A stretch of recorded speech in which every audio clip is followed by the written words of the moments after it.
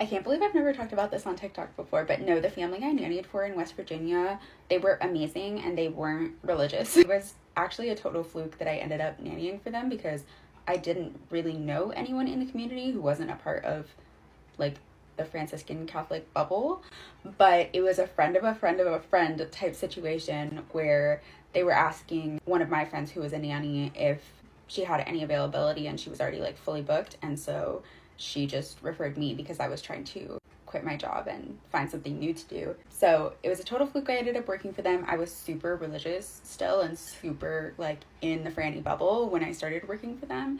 And she was, I mostly interacted with the mom, Brittany. She was super respectful about that. And then when I ended up like leaving the church and we also just like got closer, I was with their family for about 2 years.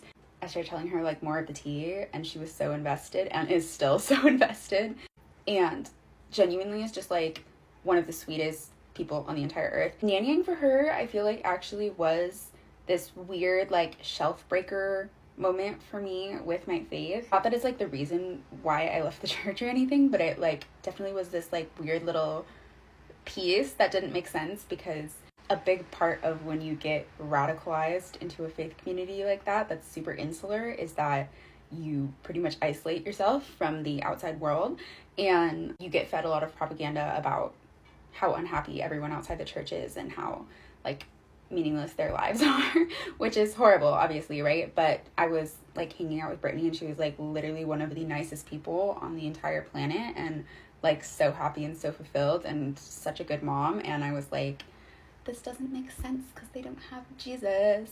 But yeah, no, she was so great. Like literally even when I started dating Katie, like, and Katie still lived in California and I was living in Ohio, like when Katie would come visit me, she'd be like, have her come over while you nanny. And so we'd like hang out with Soph together. She invited like the both of us to Soph's second birthday party right before we ended up moving to California. She literally like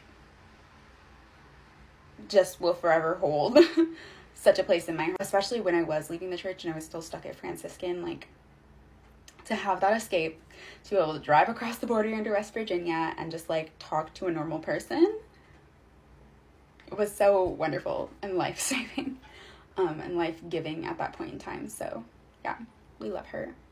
Hi Brittany, if you're here.